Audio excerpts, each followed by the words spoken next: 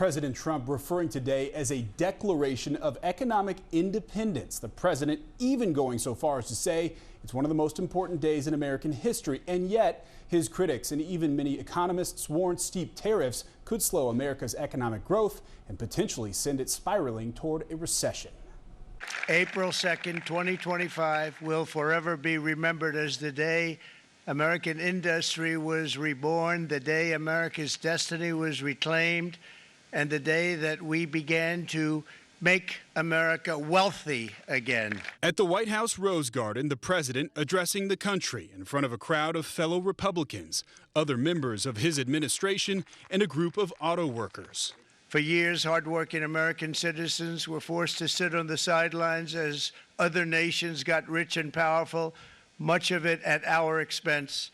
But now it's our turn to prosper. The new measures include a minimum baseline tariff of 10% and more reciprocal levies on certain countries, including China, the European Union, Taiwan, and many others. In some cases, the tariffs reaching levels not seen since the early 1900s. But we will charge them approximately half of what they are and have been charging us. So the tariffs will be not a full reciprocal. I could have done that, yes, but it would have been tough for a lot of countries. Meanwhile, Illinois Governor J.B. Pritzker is in Mexico City on what he's calling an international trade mission. On a phone call with reporters before Trump's announcement, the governor weighing in on the president's plans.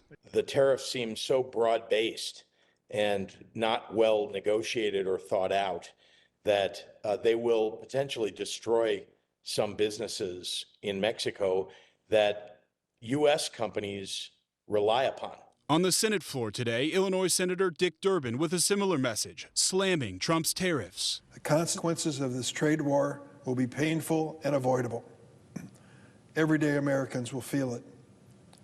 If fully enacted, Trump's trade war will cause price hikes on nearly all basic goods.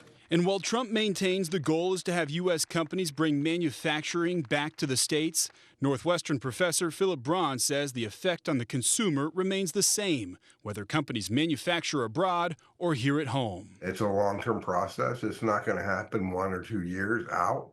Because you have to build factories, you have to rebuild supply chains. But even if manufacturers bring their production back to the U.S., it's still going to raise costs because the reason manufacturing right now is overseas is because it's cheaper. Now, Trump's announcement today starting at the same time as markets close, so it remains to be seen how stocks will respond. And as far as when these tariffs begin to take effect, there's some confusion. The president said tomorrow during his speech, but a White House official says Saturday. Watch breaking news on YouTube. Subscribe to ABC 7 Chicago Eyewitness News.